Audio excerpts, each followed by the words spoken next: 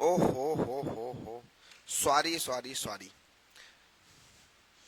Hello and welcome to north east PSC. I am Pawan, your English guide. लेके हाजिर हैं आपके लिए फिर से एक previous year question paper. Previous year question paper की प्रैक्टिस करना उतनी ही मतलब जरूरी है जितना कि आपको पढ़ना। क्योंकि आप कितना भी पढ़ो बट अगर प्रीवियस ईयर क्वेश्चन पेपर की प्रैक्टिस नहीं करते हो तो आपकी प्रिपरेशन अधूरी रह जाती है। तो उसी की प्रैक्टिस के लिए हम लोग तैयार हैं। पहले बढ़ते हैं हम लोग पहले क्वेश्चन की तरफ। आपके स्क्रीन पर आपको एक प्यारा सा पैसेज दिख रहा है। आपको इस पैसेज से पूछे गए 1 to 5 नंबर के क्वेश्चंस का आंसर देना है। ठीक है, अब तो साउंड जा रही है, अब ऐसा ना बोलो ना।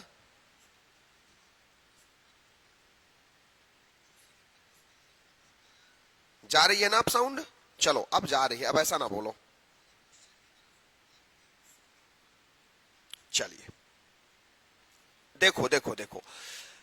All over the world the wild fauna has been whittled down steadily and remorselessly. अच्छा, पैसेज को कैसे सॉल्व करते हो हमें बताओ। पैसेज को सॉल्व कैसे करते हो? पहले पैसेज पढ़ते हो, फिर क्वेश्चन के आंसर को देख करके क्या करते हो कि पहले क्वेश्चन पढ़ते हो फिर पैसेज में आंसर ढूंढते हो?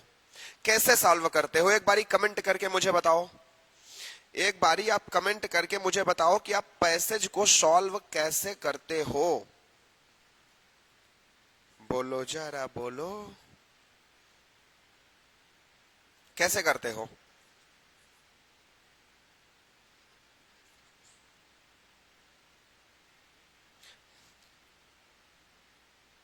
हाँ, वो मैं भी देख पा रहा हूं कि वीडियो अजीब सा प्ले हो रहा है। क्या सभी को ऐसा हो रहा है? एक मिनट रुकिए।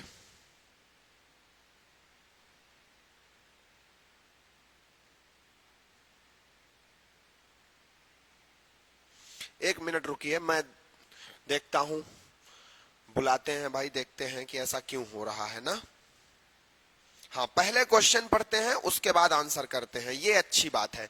हमें पहले क्वेश्चन को पढ़ना चाहिए और फिर आंसर करना चाहिए। तो चलिए पहले क्वेश्चन को ही पढ़ लेते हैं ना।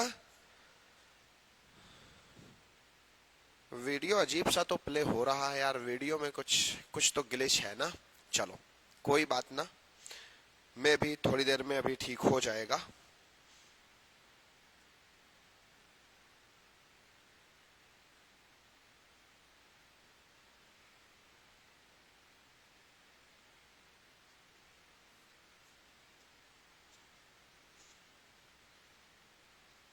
चलिए तो जी क्या कहते हो? What attitude towards wildlife does the author think most appropriate? Sir अभी वीडियो ठीक है? चलिए, रॉबर्ट जी आ चुके हैं। जब रॉबर्टो जी आ चुके हैं, कार्लोस जी आ चुके हैं, तो भाई वीडियो अब ठीक चलेगा ही चलेगा, क्योंकि आपका दबदबा जो है ना। चलो, what attitude towards wildlife does the author think most appropriate? Reverence, pity, sympathy, fear. मतलब पूछ रहा है कि जो ऑथर है अपना, वो वाइल्ड लाइफ को लेकर के उनका क्या एटीट्यूड है, उनका क्या नजरिया है, उनका क्या विचार है। देखो भाई, और क्वेश्चन देख लेते हैं। Which of the following animal species has been saved from extinction? कौन सा एनिमल स्पीसीज अभी भी सेव्ड है? डोडो, क्वागा, ऑक या फिर बीवर? और कह रहा है which of the following word prove most effective in preserving wildlife? sanctuaries, laws against destruction of wildlife, more zoos या allocation of more funds? और आपका क्वेश्चन है which of the following types? Sir आप बहुत अच्छे पढ़ाते हो, थैंक यू। चलिए, which of the following types of animals does man chiefly protect? Feeble animals, economically useful, harmless animals, those without any shelter? और आपका एक क्वेश्चन है animal species should be preserved mainly because they are lovely creature, they are killed by cruel people, they are useful to mankind, man can not recreate a species of animal if it be destroyed. ये सारे questions हैं। चलो अब पढ़ते हैं। चलो अब पढ़ते हैं हम लोग पैसेज को और हम यहां पे आंसर ढूंढते हैं, ठीक है। चलो आंसर ढूंढते हैं और देखते रहिएगा किसका आंसर कहां मिलता है। All over the world the wild fauna has been whittled down steadily and remorselessly and many lovely and interesting animals have been so reduced in numbers that without protection and help they can never re-establish themselves. If they cannot find a sanctuary where they can live and breed under undisturbed, their numbers will dwindle until they join the dodo, quagga and the great ऑक। देखो चार option था, यहां पे कौन कौन आपके क्या हो गए हैं, एक्सटिंक्ट क्रिएचर हो गए हैं, डोडो, क्वागा एंड ऑक। देखो इस सेकंड नंबर क्वेश्चन की मैं बात कर रहा हूं।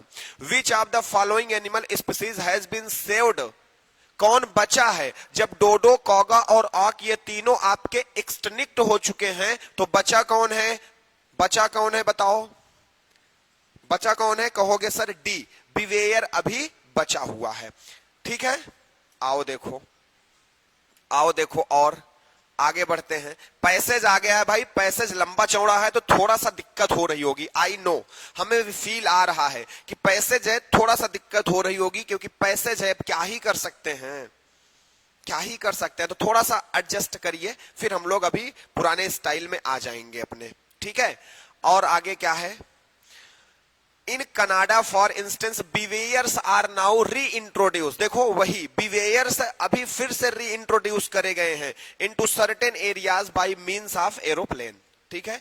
एक क्वेश्चन हमने अटेम्प्ट कर लिया, but although much is being done there is still a very great deal to do. Unfortunately, the majority of useful work in animal preservation has been done mainly for animals which are of some economic importance to man, and there are many obscure species of no economic importance which, although they are protected on paper, are in actual fact being allowed to die out because nobody expect a few interested geologist consider them important enough to spend money on. देखो एक question और मिल गया है और वो क्या है, ये है, which of the following types of animal does man chiefly protect. अभी वहां पे बात हो रही थी कि जो एनिमल इकोनॉमिकली यूजफुल नहीं है इन इंसानों के लिए, इंसान उन एनिमल को क्या कर देता है, छोड़ देता है, उनके बारे में चिंता ही नहीं करता, उनको जाने देता है, तो सिर्फ और सिर्फ वो इकोनॉमिकली यूजफुल एनिमल को क्या करता है, प्रोटेक्ट करता है। बस किसको प्रोटेक्ट करता है, जी हाँ, वेरी गुड। तो इकोनॉमिकली यूजफुल एनिमल को प्रोटेक्ट करता है बस। चलिए एक क्वेश्चन का आंसर हमें और मिल गया है, और क्या क्वेश्चन है, which of the following would prove most effective in preserving wildlife sanctuaries, law against more zoos, allocation of more funds. और एक क्वेश्चन पढ़ लो, क्या है, animal species should be preserve mainly because, animal species को preserve किया जाना क्यों, क्योंकि man can not recreate a species of animal, it be destroyed, they are useful to mankind, they are killed. चलो देखते हैं, पैसेज पढ़ते हैं, क्योंकि मिलेगा आंसर तो पैसेज में ही, भले ही बोरिंग लग रहा हो आपको, लेकिन आपको पैसेज देखने को मिलता है और इससे क्वेश्चन पूछता है, तो भले ही बोरिंग है बट पढ़ना तो पड़ेगा, मजबूरी है हमारी ना। चलो देखो यहां पे, as mankind increase year by year and as he separates further over the globe, burning and destroying, it is some small comfort to know that there are certain private individuals and some institutions who consider that the work of trying to save and give sanctuary to these harried animals is of some importance. Last question था ना, क्या था question, देखो last question था, यहां पे देखो कह रहा है कि कहां गया भाई, कहां गया, ये था, विच of the following would prove most effective in preserving wild life. देखो तो सेंचुरीज है ना, क्या होगा, सेंचुरीज होगा, वेरी गुड, राइट आंसर क्या हो जाएगा, सेंचुरीज। दो क्वेश्चंस और बचे हुए हैं, और वो दो क्वेश्चन कौन है, फर्स्ट एंड लास्ट। लास्ट में क्या है, animal species should be preserved mainly, और फर्स्ट में क्या है भाई, फर्स्ट में आपका है what attitude towards wild life. ठीक है, चलो देखते हैं आगे। हाँ, it is important for many reasons, but perhaps the best of them is this: man, for all this genius, cannot create a species, nor can he recreate one he has destroyed. So until we consider animal life to be worthy of the consideration and reverence we bestow upon old books and pictures and historic monuments। दोनों answer मिल गया। पहला answer क्या है, what attitude towards wildlife does the author think most appropriate. तो भाई attitude उनका क्या है वाइल्ड लाइफ को लेकर के। तो ऑथर यहां पे देखो लास्ट पैराग्राफ में क्या कह रहे हैं so until we consider animal life to be worthy of the consideration and reverence we bestow upon old books and pictures and historic monuments. वो चाह रहे हैं कि एनिमल्स को सम्मान दिया जाए, एनिमल्स को भी एक सम्मान के नजरिए से देखा जाए। तो भाई यहां पे अपना राइट आंसर क्या बनेगा, आप कहोगे सर राइट आंसर अपना हो जाएगा रिवरेंस। लास्ट का डी होगा। चलिए देख लेते हैं भाई, मिला तो है हम लोगों को आंसर, लेकिन ऑप्शन देखेंगे तब ना। Animal species should be preserved mainly, man can not recreate a species of animal life animal if it be destroyed. Very good, last का डी खत्म। बहुत बड़ा समझ लो, आपने बहुत बड़ा काम कर लिया, क्योंकि पैसेज को आपने सॉल्व कर लिया अगर तो समझ लो बहुत बड़ा काम कर लिया। क्योंकि यहां पे ना ग्रामर चलता है ना कोई रूल चलता है, यहां पे कॉम्प्रिहेंशन टेस्ट होता है, आपकी समझ का टेस्ट होता है। और अगर आप यहां पे समझ में आ जाता है कि आप कितने समझदार हैं, आप समझ रहे हो ना। चलो आगे बढ़ते हैं नेक्स्ट क्वेश्चन की तरफ। नेक्स्ट क्वेश्चन क्या है सर, देखो क्वेश्चन अब मजा आएगा। देखो अभी तक मुझे नहीं पता आपको कैसा लगा, बट अब तो मजा आएगा, ये मुझे पता है। चलो question number 6 and 7, choose the appropriate tense form of the verb for the following sentence. The peon dot dot dot, ये ब्लैंक है और इस ब्लैंक पे कौन सी वर्ब फिल होनी चाहिए बताओ जल्दी से। The peon the bell before I reached school. सुनो, अगर दो क्लास के बीच में बिफोर या आफ्टर हो जाता है, कौन हो जाता है, बिफोर या आफ्टर, तो याद रखिएगा कि भाई एक क्लास आपका, चलो यहां पे मैं आपको ना बहुत डिटेल में समझा देता हूं, बहुत डिटेल में मैं आपको समझा देता हूं यहां पे। ठीक है, क्या होगा बताओ, इजी पीजी। अच्छा गजब, मजा आ गया तब तो। फिर ए नंबर, ठीक है आओ मैं समझाता हूं, इधर सुनो। जब कभी भी आपका सेंटेंस है जिसमें दो क्लास है, तो एक तो हो सकता है कि बिफोर आ जाए और एक हो सकता है कि क्या आ जाए भाई, आफ्टर आ जाए। अगर बिफोर आएगा तो बिफोर के पहले वाला क्लास में आपको हैड प्लस वर्ब की थर्ड फॉर्म की आवश्यकता होगी, और बिफोर के बाद वाले क्लास में वर्ब के सेकंड फॉर्म की आवश्यकता होगी। यानी ये पास्ट परफेक्ट में रहेगा। ठीक है, ये किस में रहेगा, पास्ट परफेक्ट में, and it should be in past indefinite.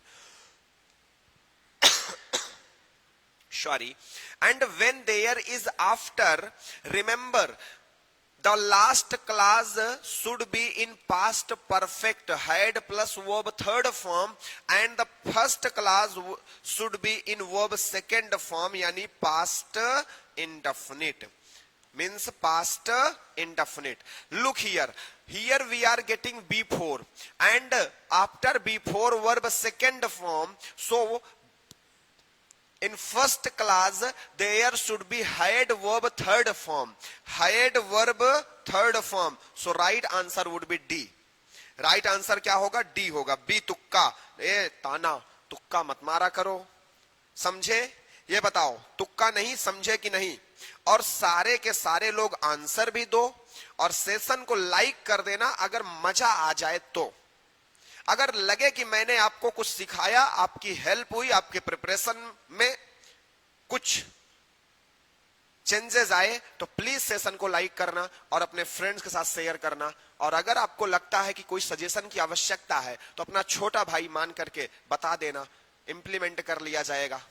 ठीक है, चलो समझ में आया कि नहीं ये बताओ। हाइड रंग यहां पे होगा, रिंग क्यों नहीं होगा सर ये प्रेजेंट इंडेफिनिट है, हमें प्रेजेंट इंडेफिनिट नहीं, बिफोर और आफ्टर जब एक काम के बाद दूसरा काम होता है, एक काम के बाद दूसरा काम होता है तो फर्स्ट एक्शन पास्ट परफेक्ट में होता है and second action past indefinite में होता है, इसलिए पास्ट इंडेफिनिट और पास्ट परफेक्ट चाहिए हमको। रैंग वर्ब की सेकंड फॉर्म पास्ट इंडेफिनिट हो जाता और हमको पास्ट परफेक्ट यहां चाहिए होता है, यहां पास्ट इंडेफिनिट चाहिए होता है, so D will be the right answer. गया 2 पॉइंट्स, बिल्कुल पॉइंट चला ही जाएगा। क्लियर है? आगे बढ़ता हूं नेक्स्ट क्वेश्चन की तरफ। चलो क्वेश्चन नंबर 7 क्या कह रहा है, if you blank your superiors you will not come to grave. इधर सुनो, आओ, आपका अगर सेंटेंस इफ से स्टार्ट होता है तो इसके 3 रूल्स हैं। There are 3 rules of conditional sentence, always remember it. First rule ये है कि इफ के बाद आपका जो क्लास है ये प्रेजेंट इंडेफिनिट में होना चाहिए, और अगर first if class present indefinite में है तो जो आपका मेन क्लास होगा वो फ्यूचर इंडेफिनिट में होना चाहिए।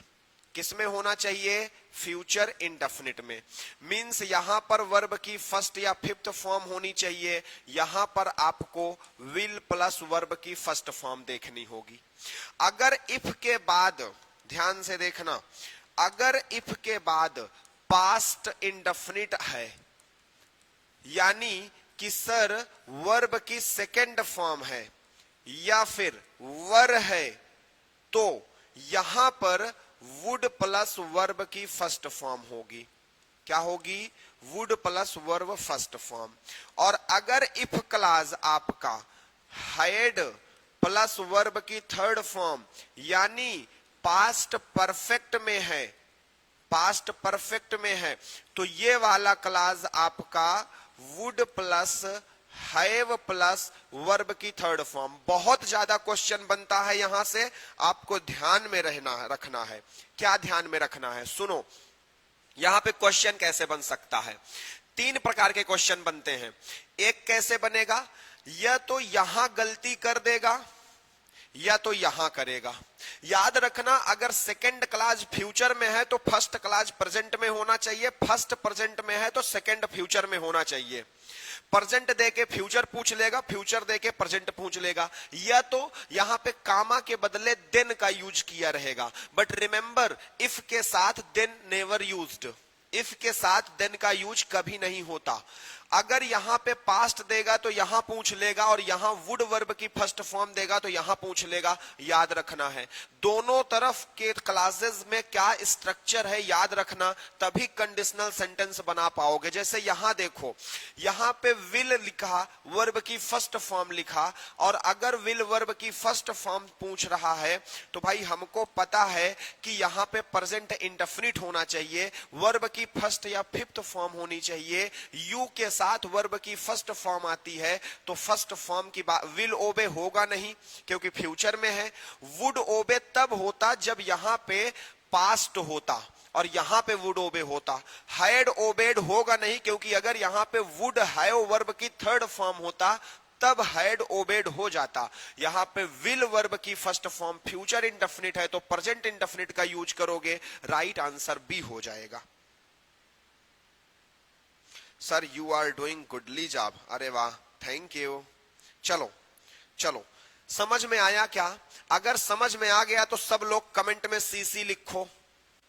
समझ में आ गया तो सब लोग कमेंट में सीसी लिखो, क्रिस्टल क्लियर। मैंने कंडीशनल सेंटेंस ही आपको समझा दिया, मैं पीवाईक्यूज करा रहा हूं लेकिन साथ ही साथ आपके कॉन्सेप्ट भी क्लियर करते चल रहा हूं कि आपको बहुत कुछ दे रहा हूं मैं, अगर आप लेना चाह रहे हो तो ठीक है। नहीं तो कुछ लोग हो सकते हैं भाई बस टाइम पास, या फिर तो क्या ही, ऐसे लोगों को क्या ही कह सकते हैं। बोलो समझ में आ गया? सीसी सारे लोग कमेंट करो यार, कमेंट ना सारे लोग किया करो। जब 1 2 लोग 4 लोग 10 लोग 12 लोग 15 लोग करते हो फिर मजा नहीं, सारे के सारे लोग कमेंट करो ना यार। क्या जाता है कमेंट करने में, कौन सा नुकसान हो जाता है? क्लास थोड़ा सा इंटरेक्टिव बनाओ तब तो मजा आएगा ना। चलो क्वेश्चन नंबर 8 एंड 9 क्या कह रहा है? क्वेश्चन नंबर 8 एंड 9 क्या कह रहा है? देखो, कह रहा है choose the appropriate simple sentences for the following complex sentence. लो भाई, यहां पे आपको एक सिंपल सेंटेंस बनाना है, कॉम्प्लेक्स सेंटेंस दिया गया है, ठीक है। आओ देखते हैं question. Vivek is weak from the illness he had recently. ये किस में है? देखो इधर सुनो, इधर सुनो। सिंपल सेंटेंस क्या है सर? सिंपल सेंटेंस का मतलब उस सेंटेंस में एक हेल्पिंग वर्ब होनी चाहिए और एक मेन वर्ब होनी चाहिए, बस। इस सेंटेंस में आप देखोगे तो विवेक इज वीक, एक मेन वर्ब ये है और आपका एक मेन वर्ब ये है, दो दो मेन वर्ब हैं। एक मेन वर्ब होनी चाहिए, एक हेल्पिंग वर्ब होनी चाहिए। अच्छा सच्ची सच्ची बताना, इधर सुनो, इधर सुनो। हमने कहा आई एम अ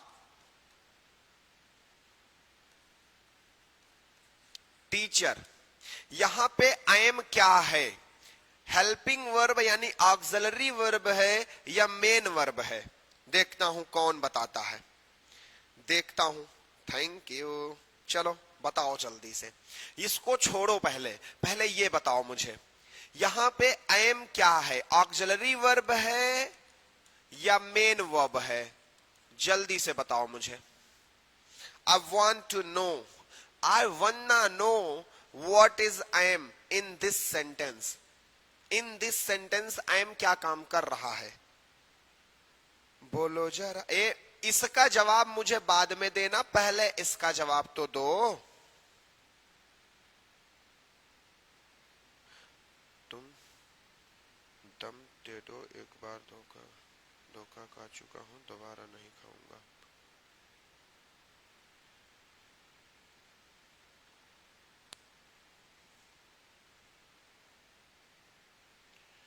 ये कौन है भाई? एक बार धोखा खा चुके हो, दोबारा नहीं खाओगे। पहचाना मुझे? नहीं, मैं तो आपको नहीं पहचाना भाई ना। चलो आओ।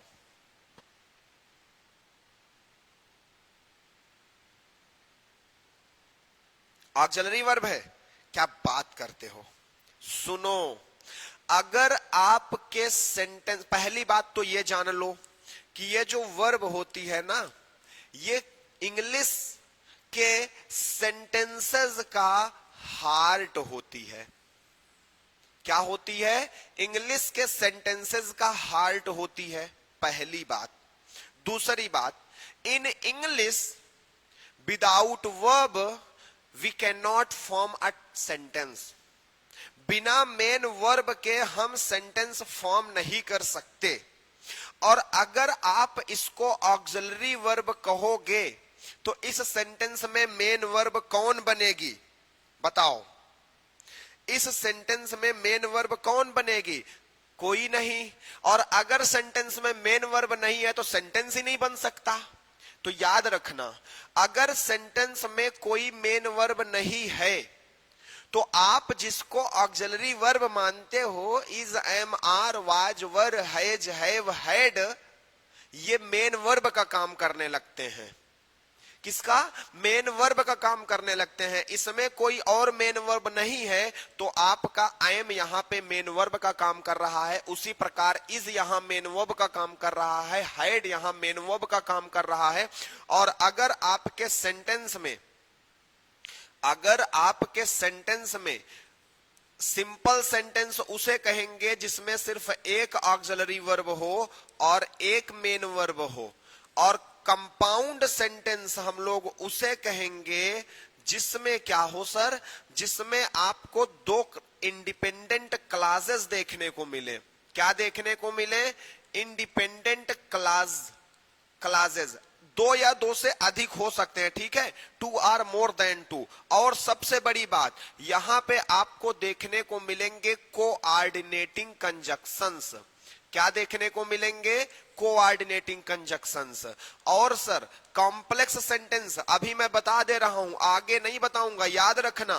कॉम्प्लेक्स सेंटेंस में आपको दो क्लासेस देखने को मिलते हैं, लेकिन एक क्लाज जो होगा वो आपका डिपेंडेंट क्लाज होगा और एक क्लाज आपका क्या होगा सर, इंडिपेंडेंट क्लाज होगा। पहली बात। दूसरी बात, यहां पे आपको सब ऑर्डिनेटिंग कंजक्शन देखने को मिलते हैं। कैसे कंजक्शन देखने को मिलेंगे? सब ऑर्डिनेटिंग कंजक्शंस देखने को मिलेंगे। ठीक है, अब देखो, अब यहां पे समझना है। सर समझना क्या है, मैं समझाता हूं। Vivek is weak from the illness he had recently, simple बनाना है ना सर। देखो, Vivek is weak from his recent illness, सिर्फ एक मेन वर्ब दिख रही है तो ये सिंपल हो सकता है। बोलो हो सकता है कि नहीं हो सकता? और देखो, Vivek has been weak due to illness, Vivek has been weak due to illness, Vivek is weak from the illness he had, दो वर्ब है, ये तो नहीं होगा। Have been weak due to illness. अच्छा ये बताओ, Vivek is weak from the illness he had recently, तो इसका नॉर्मल सिंपल सेंटेंस बन जाएगा Vivek is weak from his recent illness. अगर हम इसको सही करते हैं तो रिसेंटली वर्ड कहां चला गया?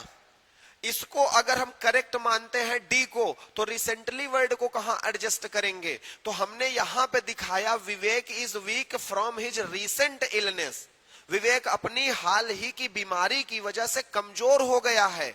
हम इसको अगर बताएंगे Vivek has been weak due to illness, बीमारी की वजह से, कौन सी बीमारी की वजह से नहीं पता है, इसमें भी नहीं पता है, और विवेक के साथ हैव लग नहीं सकता है, तो इसलिए करेक्ट आंसर क्या होगा? बोलो करेक्ट आंसर क्या होगा? ए होगा। क्लियर है? बोलो जरा बोलो, क्लियर है कि नहीं क्लियर है? चलिए, अगर क्लियर है तो हम लोग आगे बढ़ते हैं और नेक्स्ट क्वेश्चन को एक्सप्लोर करते हैं। सर नेक्स्ट क्वेश्चन कह रहा है, I am surprised that you should believe in such nonsense. I am surprised that you should believe in such nonsense, simple sentence बनाना है। आओ देखते हैं। सिंपल मतलब एक हेल्पिंग वर्ब और एक main verb. I am surprised, I am surprised that you should, इसमें तो भाई दो दो वर्ब हैं। आई am surprised at your belief in your such nonsense, एक ही वर्ब है। आई, यहां पे दैट दिख गया सर, अगर दैट दिख गया तो सब ऑर्डिनेटिंग कंजक्शन है, और सब ऑर्डिनेटिंग कंजक्शन कॉम्प्लेक्स सेंटेंस होता है। Your belief in such nonsense made me surprised, wow. I am surprised that you should believe in such nonsense. Your believe in such nonsense made me surprised. बताओ right answer क्या होगा? बोलो। I am surprised that यहां पर भी है, और that आ गया, इसका मतलब सबऑर्डिनेटिंग कंजक्शन है, और सबऑर्डिनेटिंग कंजक्शन क्या होता है सर? सर ये होता है आपका कॉम्प्लेक्स सेंटेंस। तो आपका A is incorrect, C is incorrect, और ये भाई आपका एक अलग ही प्रकार का सेंटेंस बना दे रहा है। तो राइट आंसर क्या होगा? बी होगा। वेरी गुड, सभी का क्लियर है, सभी ने वाह वाह वाह वाह, गजब गजब गजब। ये क्या हुआ है? ये क्या हुआ है? कहां क्या हुआ है? हाँ, कहां क्या हो गया है? आओ नेक्स्ट क्वेश्चन। नेक्स्ट क्वेश्चन आपका क्या है भाई? ABCD स्पॉटिंग एरर वाला क्वेश्चन है। आओ देखते हैं क्वेश्चन, स्पॉटिंग एरर वाला क्वेश्चन है। आओ देख लिया जाए भाई क्या है। देखो देखो, कह रहा है hardly had he stepped out, ये आपका ए पार्ट है, देन बी पार्ट है, it started raining heavily C part है, और ये डी पार्ट है। बताओ कौन से पार्ट में एरर है? आप जल्दी से एरर बताओ, मैं आपके कमेंट देख रहा हूं, तब तक मैं भाई थोड़ा सा पानी तो पी लूं ना।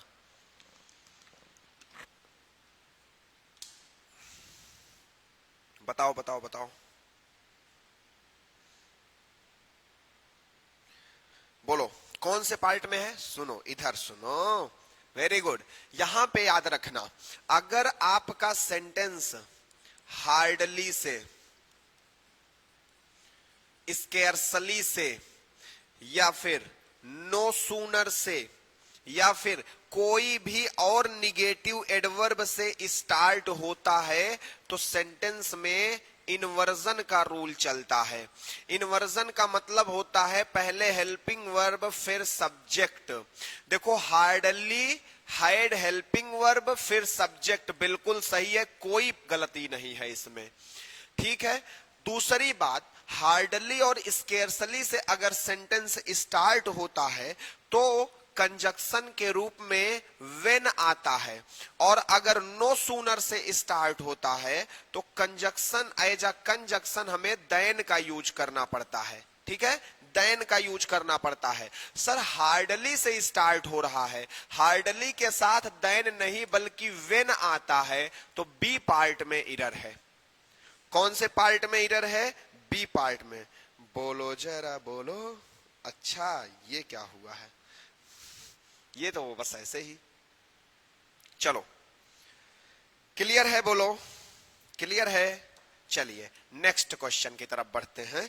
नेक्स्ट क्वेश्चन क्या कह रहा है भाई? Question number 11, work hard लेस्ट you may not fail. बताओ बताओ क्या होगा? Work hard लेस्ट you may not fail. बोलो बोलो बोलो, आंसर दो। देखो वेरी गुड वेरी गुड, क्या होगा? अरे वाह शाबाश, गजब, मतलब क्या बात है। चलो कोई बात ना, हम और बता देते हैं जिसको डाउट है। अगर कभी किसी सेंटेंस में लेस्ट आ जाता है तो लेस्ट एक निगेटिव वर्ड होता है, ठीक है।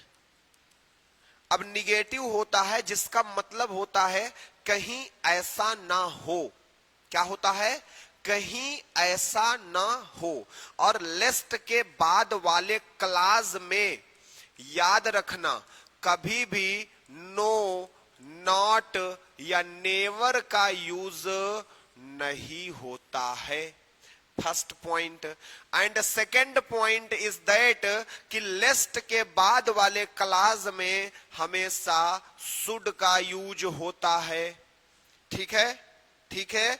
तो यहां पे sir you may not fail, एक तो मे लगाया ऊपर से नॉट लगाया, तो इनकरेक्ट अपना इस सी पार्ट में है। अच्छा सी है कि बी है? अच्छा बी पार्ट में है, नहीं यार सी पार्ट में है, सी पार्ट में है। क्या होना चाहिए था सर? सर यहां पे शुड होना चाहिए और यहां पे नॉट का यूज नहीं कर सकते। किसका यूज नहीं कर सकते? सर यहां पे हम सिर्फ बोलेंगे शुड, यू शुड फेल।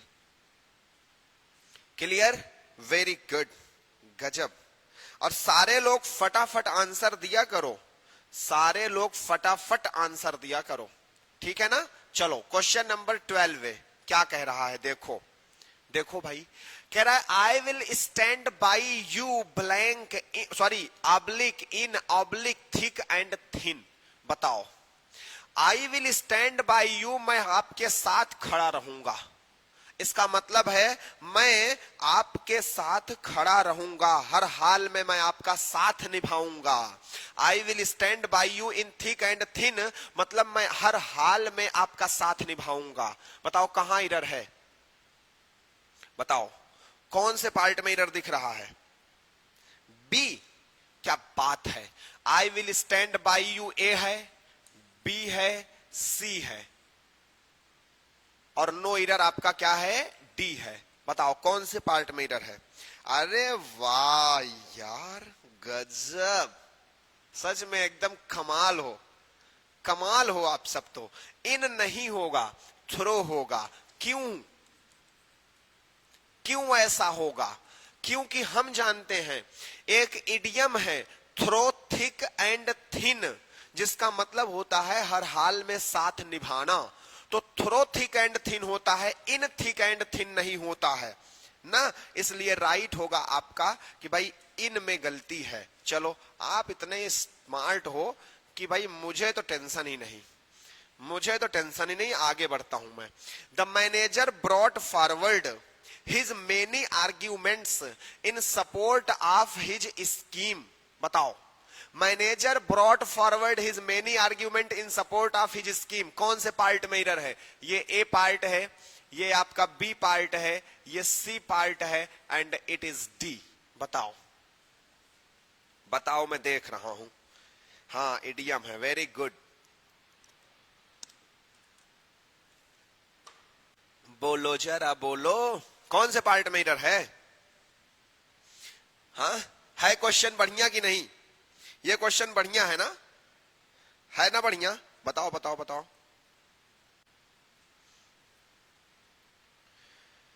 क्या लगता है? आओ इधर सुनो। ब्रॉट फॉरवर्ड,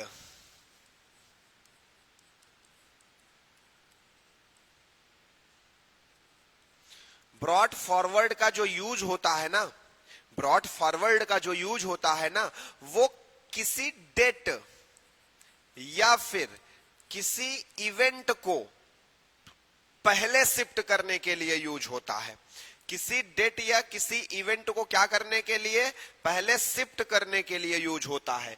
जैसे हमने कोई इवेंट को ट्यूसडे होना था, मैंने मंडे को शिफ्ट कर दिया, तो यहां पे हम बोलेंगे I brought forward the event. ठीक है, तो वहां पे हम ब्रॉट फॉरवर्ड का यूज करते हैं। जब हम अपने आर्ग्यूमेंट्स को, अपने बात को, अपने प्लान को, अपने आइडिया को किसी के सामने रखते हैं ना, तो वहां पे यूज होता है आपका पुट फॉरवर्ड। क्या यूज होता है? पुट फॉरवर्ड यूज होता है। तो ब्रॉट फॉरवर्ड नहीं होना चाहिए यहां पे पुट फॉरवर्ड होना चाहिए। ए पार्ट में एरर है। और क्या एरर है आपको पता चल गया होगा,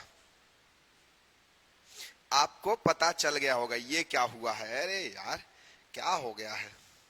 चलो क्लियर है? क्लियर है? लग रहा है, लगना नहीं, समझना है। क्लियर रहेगा ना? चलो आओ। Anil came upon a very interesting advertisement in the news paper. आपका ए पार्ट है ये आपका बी पार्ट है, ये आपका सी पार्ट है और ये आपका डी पार्ट है। अब बताओ कौन से पार्ट में एरर है? बोलो जरा बोलो, कौन से पार्ट में एरर है? हाँ, सी। अच्छा जी, चलो चलो, बड़े मजे में हो ना तामिन गुमजा, बड़े मजे में हो।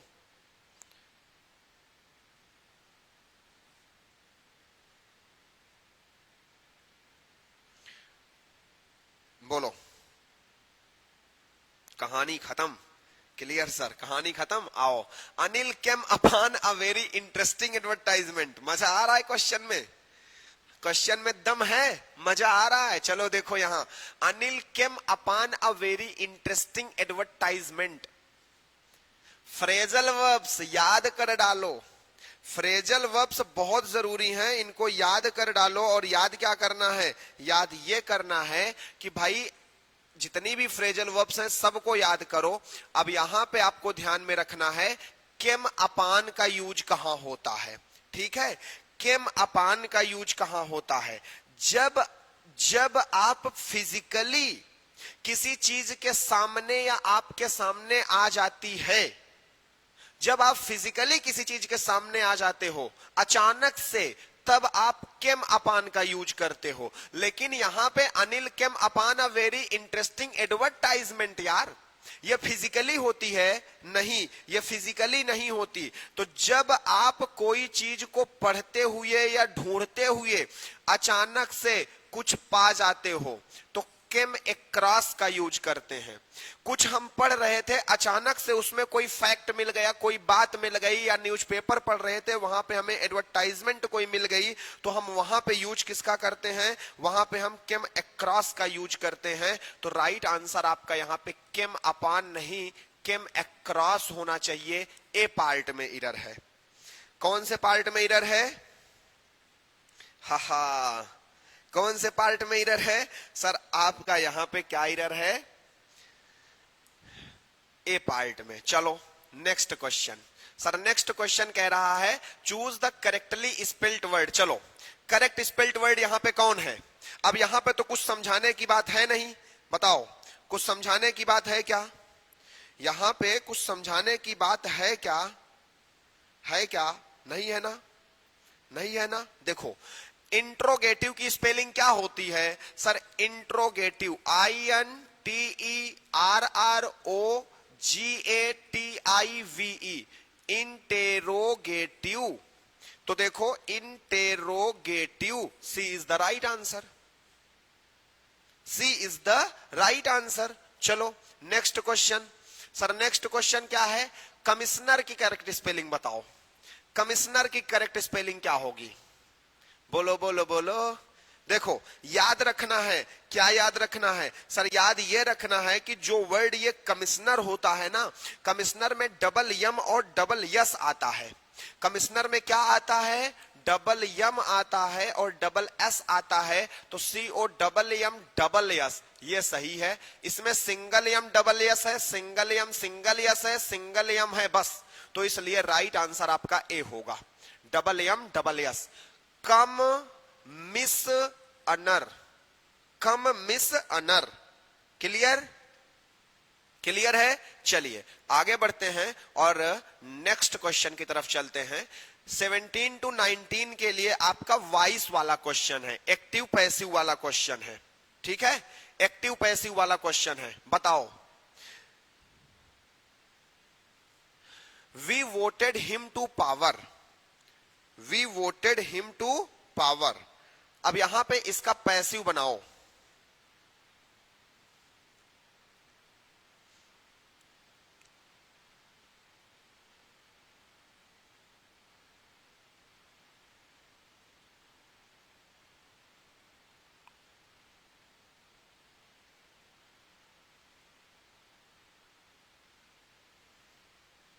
बताओ क्या बोलेंगे सर? पहली बात तो हिम आया है तो हम ऑब्जेक्ट को बनाएंगे सब्जेक्ट, हिम का हो जाएगा ही। वी को बनाएंगे ऑब्जेक्ट, हो जाएगा अस। वोटेड वर्ब की सेकंड फॉर्म है और हम जानते हैं कि वर्ब की सेकंड फॉर्म का पैसिव क्या होता है? वाज या वर होता है। क्या होता है? वाज या वर होता है। सर इसमें इज है, इसमें हैड है, इसमें हैज है, वाज वर वाला सही होगा। He was voted to power by us. Him को बनाओ सब्जेक्ट ही, वाज वर का यूज करो, वर्ब की थर्ड फॉर्म लगाओ, उसके बाद to power by us. Right हो जाएगा? बोलो राइट हो जाएगा। वेरी गुड, आंसर आपके सही आ गए तो फिर गजब ही है, मजा ही आ गया। चलो क्वेश्चन नंबर 18 बताओ। 18 नंबर क्वेश्चन क्या कह रहा है? Who taught Anita such things. जब आपका सेंटेंस हु से स्टार्ट होता है तो आपको पैसिव बनाते समय बाई हुम से सेंटेंस स्टार्ट करना होता है। हु से स्टार्ट हो रहा है, इनकरेक्ट। अनीता से स्टार्ट हो रहा है, इनकरेक्ट। बाई हुम, बाई हुम। यहां पे टॉट वर्ब की second form past indefinite. Past indefinite में पैसिव में वाज वर आता है। यहां पे देखो तो वाज, अच्छा इसके जस्ट बाद हेल्पिंग वर्ब आती है, उसके बाद आपको अपना सब्जेक्ट लिखना होता है, फिर वर्ब लिखनी होती है। तो इसने तो क्वेश्चन बाई हुम के बाद अनीता को लिख दिया, गलत कर दिया इसने। यहां पे राइट आंसर डी होगा, by whom was Anita taught such things. 18 में डी। अरे वाह, आया sir, why I am very. ये क्या बात है, ये क्या बात है भाई। चलो क्लियर है? बोलो क्लियर है ना? चलिए आगे बढ़ता हूं, आगे बढ़ता हूं भाई और नेक्स्ट क्वेश्चन की तरफ। नेक्स्ट क्वेश्चन क्या है? 19 number question. Anees will have finished this work by tomorrow. Anees will have, अच्छा विल हैव आता है तो इसका पैसिव कैसे बनता है? Sir will have been verb की थर्ड फॉर्म से बनता है, याद रखो। Is, I am, are verb की third form present indefinite. Was, were verb की थर्ड फॉर्म पास्ट इंडेफिनिट का पैसिव होता है ना। ये प्रेजेंट इंडेफिनिट का पैसिव है और ये पास्ट इंडेफिनिट का पैसिव है। जब हम बात करते हैं प्रेजेंट कंटीन्यूअस में तो इज, आई एम, आर के साथ बीइंग वर्ब की थर्ड फॉर्म का यूज करते हैं और वाज वर के साथ में बीइंग वर्ब की थर्ड फॉर्म का यूज करते हैं। ये प्रेजेंट कंटीन्यूअस है और ये क्या है? Past continuous. हैज, हैव के साथ बीन वर्ब की third form past present perfect होता है और हैड बीन वर्ब की थर्ड फॉर्म पास्ट परफेक्ट होता है। क्या होता है? Past perfect. विल या फिर शैल के साथ बी वर्ब की थर्ड फॉर्म फ्यूचर इंडेफिनिट का पैसिव बनता है, और विल या फिर शैल के साथ हैव और बीन और वर्ब की थर्ड फॉर्म से फ्यूचर परफेक्ट का पैसिव बनता है ना ना ना। तो यहां पे क्या होगा sir? Will have been verb की थर्ड फॉर्म। सिर्फ यही एक ऑप्शन है जिसमें विल हैव बीन दिख रहा है, अन्यथा किसी में नहीं दिख रहा है। इसमें दिख तो रहा है यार, this work will have been finished by tomorrow, this work will have been finished tomorrow. अच्छा, यहां पे जबरदस्ती बाई लगा दिया। बाई जो होता है वो डूअर के साथ लगता है, और इसमें डूअर को लिखा ही नहीं है, तो बाई लगेगा ही नहीं। सो राइट आंसर ए हो जाएगा। ए डी नहीं होगा, ए हो जाएगा। ठीक है, यहां पे बाई टुमारो लिख दिया, समय के साथ बाई नहीं लगता, डूअर के साथ बाई लगता है। जब सब्जेक्ट को ऑब्जेक्ट बनाते हो तब बाई लगता है। तो अगर अनीस को लिखना होता तब हम लिखते बाई अनीस, तब हम लिखते बाई अनीस। ठीक है, this work will have been finished tomorrow by Anis. हाँ, अब ये एग्जाम का क्वेश्चन है, मैं क्या कर सकता हूं, एग्जाम में ऐसे ही दिया था तो ऐसे ही मैं लेके आ गया आपके सामने। ठीक है, तो देख लो, सबसे परिचित रहना चाहिए आपको, फैमिलियर सबसे रहो। ठीक है, चलो क्वेश्चन नंबर 20 एंड 21 क्या कह रहा है? कह रहा है choose the correct synonyms for the given words from the alternatives given below them. Bible का सिनोनिम बताना है आपको। बाइबल का मतलब होता है बकबक करना। क्या होता है? बकबक करना। जो बकवास करता है, जो बिना मतलब का बोलता रहता है, उसे बाइबल कहा जाता है। ठीक है, बाइबल कहा जाता है। इसी का सिनोनिम आपका होता है चैट करना, टाइटल करना, प्राइटल करना। तो यहां पे राइट सिनोनिम क्या होगा? प्राइटल हो जाएगा। काओस का मतलब क्या होता है? काओस का मतलब क्या बोलते हैं इसको? केओस। केओस का मतलब होता है आपका अफरा तफरी, जिसको आप पाई कह सकते हो, कंफ्यूज्ड कह सकते हो, जंबल कह सकते हो। कायोस का सिनोनिम पाई होता है, ये भी होता है, आप कंफ्यूजन कह सकते हो, आप जंबल कह सकते हो। ठीक है, ये इनके सिनोनिम है। मिसचीफ का क्या होता है? मिसचीफ का मतलब होता है शरारती। ठीक है, और शरारत को आप केपर कहते हो, विगडनेस कहते हो, नॉटीनेस कह सकते हो। चलिए चलिए आगे बढ़ो। नेक्स्ट वर्ड क्या है? मीजर। चलो, मीजर का मतलब क्या होता है पता है? मीजर का मतलब होता है कम। मीजर का मतलब होता है थोड़ा, कम या थोड़ा। हर्ट का मतलब तो चोट पहुंचाना होता है, ये तो बात ही अलग हो गई। इंजर का इंजर्ड भी होता है हर्ट का सिनोनिम ना, ये बात अलग हो गई। स्कैंटी, स्कैंटी का मतलब भी कम होता है, जो कि मीजर का सिनोनिम है। स्कैंटी का मतलब भी कम होता है, जो मीजर का सिनोनिम है। और इसके सिनोनिम में क्या यूज हो सकता है? और इसके सिनोनिम में लिटिल यूज हो सकता है, स्लाइट यूज हो सकता है। डिनोट का मतलब आपको भी पता है, दान देना, चैरिटी करना। वास्ट का मतलब बहुत बड़ा होता है। वास्ट का मतलब क्या होता है? आप कहोगे सर बहुत बड़ा होता है, जिसको हम मैसिव बोलते हैं। क्या बोलते हैं?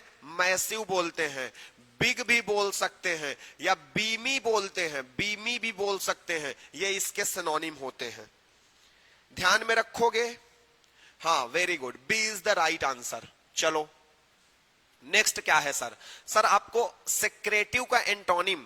सेक्रेटिव वो इंसान जो अपने अंदर सेक्रेट रखता होगा, वो बड़ा ही चुप्पा टाइप का इंसान होगा ना, बड़ा ही चुप्पा टाइप का इंसान होगा, चुप रहने वाला इंसान होगा, तो सेक्रेटिव इसे बोलते हैं। उसे क्या बोलते हैं? सेक्रेटिव बोलते हैं। तो सेक्रेटिव का एंटोनिम क्या हो जाएगा? बोलो, सेक्रेटिव का एंटोनिम बताओ। सालो होगा, एनक्सियस होगा, या कैंडिड होगा? जल्दी से बताओ। 22 का आंसर जल्दी से। सी, वेरी गुड। कैंडिड का मतलब होता है बताया गया है, फ्रैंक ना। कैंडिड का मतलब फ्रैंक, कैंडिड फ्रैंक। फ्रैंक का मतलब जो बहुत बोलता हो। तो जो इंसान बहुत बोलता होगा वो अपने अंदर सीक्रेट छुपा ही नहीं पाएगा। तो सेक्रेटिव का एंटोनिम कैंडिड हो जाएगा। ठीक है, क्या हो जाएगा? कैंडिड हो जाएगा। Very good. चलिए नेक्स्ट क्वेश्चन क्या है देखो। 23 एंड 24 के लिए डायरेक्ट और इनडायरेक्ट का क्वेश्चन है। Sanjeev said that he was going to Delhi then. इसका इनडायरेक्ट बनाना है। चलो जल्दी से बनाओ इनडायरेक्ट, जल्दी से इसका इनडायरेक्ट बनाओ। Sanjeev said that he was going to Delhi then. बोलो। Sanjeev said I am going to Delhi। देखो संजीव said तो होगा, दैट के बदले कामा और इन्वर्टेड कामा लगेगा। अगर यहां पे थर्ड पर्सन है ही, तो संजीव से बदला होगा तब ही आया। तो कौन आया? आई बदलता है सब्जेक्ट से, तो यहां पे ही नहीं आई होना चाहिए था। यहां पे वाज है, यहां पे सेड है, टेंस चेंजिंग हो करके पास्ट इंडेफिनिट गया है, इसका मतलब यहां पे आई एम था। तो Sanjeev said comma inverted comma I am going to Delhi, then नहीं नाउ होना चाहिए। तो देखो कहां है, Sanjeev said I am going to Delhi now, ये है ना। कौन होगा right answer? A. Very good, गजब। मैं समझाता ही रहता हूं और आपके आंसर आ जाते हैं, ये कितनी अच्छी बात है ना, कितनी अच्छी बात है। चलो आओ आगे बढ़ते हैं। Next question, Mala said they will contact you as soon as they finish the job. तो माला सेड दैट, ठीक है, they third person no changing, will का टेंस चेंज करोगे वुड हो जाएगा। Mala said that they would contact, you को बदलो किसी से, किससे बदलोगे? They would contact me as soon as they finish the job, they would finish the job. They will finish the job, ना जी ना, दे finish the job, they would finish the job. बताओ कौन होगा राइट आंसर? बोलो 24 में right answer क्या होगा? बोलो जरा बोलो। Mala said that they would contact, you को बदल दो किसी को मान करके, तो me as soon as they finish the job, they finish the job. B is the right answer. क्या होगा? B is the right answer, क्योंकि ये कंडीशन टाइप का हो जाएगा ना, तो इसलिए आपका राइट आंसर बी हो जाएगा। चलो लास्ट क्वेश्चन की तरफ बढ़ते हैं सर। क्या है? Choose the right meaning of the idiomatic expression from the alternatives given below it. Backstairs influence का मतलब क्या होता है? जल्दी बताओ। One who is easily influenced, influential person, influence exerted, secretly. हाँ सेक्रेटली, बताओ। नहीं, वुड डबल यूज नहीं होता, नहीं जी नहीं।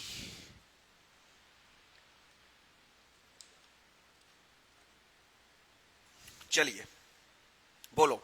One who is easily influenced या इन्फ्लुएंशियल पर, सुनो सुनो सुनो सुनो। Backstairs influence, back stair से जाकर के इन्फ्लुएंस कर रहा है। ऐसे लोगों को पता है हम लोग क्या कहते हैं? ऐसी चीजों को हम लोग बैक डोर एंट्री कहते हैं। क्या कहते हैं? बैक डोर एंट्री कहते हैं। इसी को हिंदी में हम लोग सिफारिश कहते हैं। चांद सिफारिश जो करता हमारी ना, तो सिफारिश कहते हैं इसी को।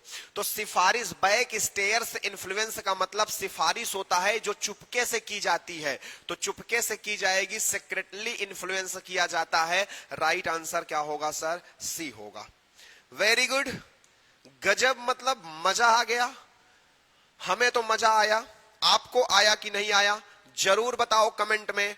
और थैंक यू सो मच। आज का सेशन यहीं पे होता है समाप्त। आई होप कि क्लास, ये सेशन आपको अच्छा लगा होगा और आपको इसकी डेली आवश्यकता हो रही होगी कि हाँ भाई डेली ऐसा एक सेशन चलता रहे। आप चाहते हो डेली ऐसा सेशन चलता रहे, तो प्लीज सेशन को लाइक करके कमेंट में अपना फीडबैक जरूर देना। और अगर कोई सजेशन है तो मैं बार बार कहता हूं, अपना छोटा भाई समझ करके सजेशन जरूर दे देना। मैं इंप्लीमेंट करके क्लास और बेहतरीन बनाने का प्रयास करूंगा आपके लिए। आपके लिए जितनी मेहनत हो सकती है मैं उतनी मेहनत करने के लिए तैयार हूं। बस आपका सिलेक्शन चाहिए है। बस मेरी जिद, आपका सिलेक्शन, लेकिन आपकी भी जिद होनी चाहिए और हम एक दूसरे का मिलकर के सपोर्ट करेंगे ताकि हम अपनी मंजिल तक पहुंच सके। बाकी क्या है कैसा है कमेंट में हमेशा आपका स्वागत है। Thank you so much, bye bye, take care of yourself. Arunachal में पीठ पीछे कहते हैं। अच्छा, सिफारिश को पीठ पीछे। हाँ हाँ जी हाँ, हम लोगों के साइड भी कहते हैं पीठ पीछे। चलो चलो, बहुत अच्छा लगा है sir. Okay, thank you so much.